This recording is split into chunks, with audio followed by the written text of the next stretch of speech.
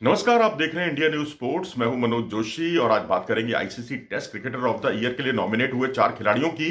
और ये नॉमिनेशन जो है भारतीय दृष्टिकोण से बहुत ही महत्वपूर्ण, क्योंकि आर अश्विन को नॉमिनेट किया गया है और जो रूट को नॉमिनेट किया गया है इंग्लैंड के कप्तान टेस्ट क्रिकेट के, और उसके अलावा न्यूजीलैंड की काइल जेमिसन हैं और श्रीलंका के दिमुथ करुणारत्ने हैं। इन 4 खिलाड़ियों को नॉमिनेट किया गया है ICC test cricketer of the year award के लिए। लेकिन यहाँ सबसे चौंकाने वाला पहलू ये है कि शाहिन शाह अफरीदी को नजरअंदाज कर दिया गया है। जी हाँ, आर अश्विन के बाद सबसे ज्यादा विकेट शाहिन शाह अफरीदी के ही हैं। 47 विकेट उन्होंने चटकाए हैं 9 टेस्ट मैचों में, और उसमें उनका जो औसत रहा है वो है 17.06 का।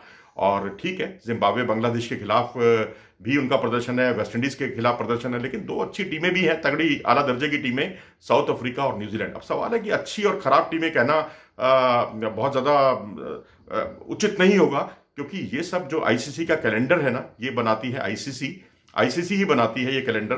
तो उसमें अब ये आकलन करना कि किसने किस टीम के खिलाफ बनाए हैं, तो ये खिलाड़ी के तो हाथ में है नहीं, ये तो सब कुछ आईसीसी के हाथ में है। तो ऐसी स्थिति में पीसीबी और आईसीसी का जो कोऑर्डिनेशन है वो बनना बहुत जरूरी है। लेकिन खिलाड़ी को नजरअंदाज करना या खिलाड़ी को अच्छे प्रदर्शन के बावजूद हाशिए पर धकेल देना बिल्कुल भी मुनासिब नहीं होगा। और ये मैं समझता हूं कि अफरीदी के साथ ज्यादती हुई है, क्योंकि एक ऐसा खिलाड़ी जिसका इंपैक्ट रहा है पूरे साल, और टेस्ट क्रिकेट वैसे तो हर फॉर्मेट में रहा है, लेकिन यहाँ क्योंकि बात टेस्ट क्रिकेट की हो रही है, तो 47 विकेट चटकाना 17.06 के औसत से अपने आप में यही बयान करते हैं कि उनका बेहतरीन प्रदर्शन रहा है आर अश्विन के बाद।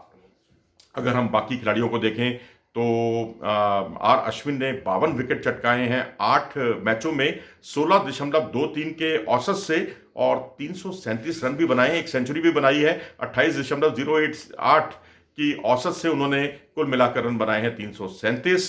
और चेन्नई टेस्ट याद कीजिए, इनकी सेंचुरी, और उसमें भारत जीता था इंग्लैंड के खिलाफ। जो रूट की अगर बात करें इंग्लैंड की, उनकी टीम हार रही है, लेकिन वो अच्छा प्रदर्शन कर रहे हैं, और एक ही साल में 1700 से ज्यादा रन बनाना यही जाहिर करता है कि वो बहुत ही जबरदस्त फॉर्म में है।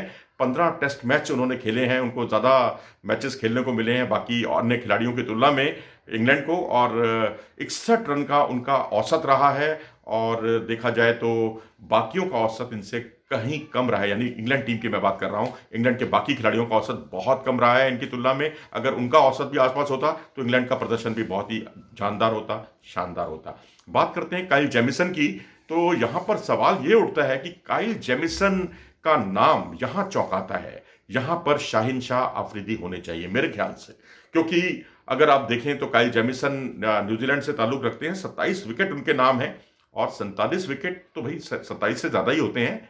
और इन्होंने पाकिस्तान के खिलाफ 11 विकेट लिए थे क्राइस्टचर्च में अपने घर में, और उसके बाद इंग्लैंड और भारत के खिलाफ उन्होंने प्रदर्शन किया, और कुल मिलाकर रन भी ज्यादा नहीं बनाए, 105 रन बनाए हैं, और 5 में से 4 जो है टेस्ट मैच उन्होंने बाहर खेले हैं। क्राइस्टचर्च और साउथहैम्पटन 2 ही मैच वो जिता पाए हैं अपनी टीम को, लेकिन शायद वर्ल्ड टेस्ट चैंपियनशिप के फाइनल को ज्यादा तरजीह दी गई है, जहां उन्होंने 7 विकेट चटकाए थे। लेकिन ओवरऑल अगर आप देखेंगे ना, तो इनका प्रदर्शन वैसा नहीं रहा जैसा 2020 में रहा था, क्योंकि 2020 का अगर आकलन किया गया होता तो मैं जेमिसन को पहले रखता, क्योंकि जेमिसन ने वहां पर रन भी खूब बनाए थे और विकेट भी लिए थे। लेकिन यहां सिर्फ उन्होंने विकेट लिए हैं, लेकिन विकेटों की संख्या भी कहीं कम है शाहिन शाह अफरीदी से। तो आर अश्विन को लेकर कोई विवाद नहीं है, जो रूट को लेकर कोई विवाद नहीं है, लेकिन काइल जेमिसन को लेकर निश्चित तौर पर संदेह की उंगली उठना बहुत ही स्वाभाविक है।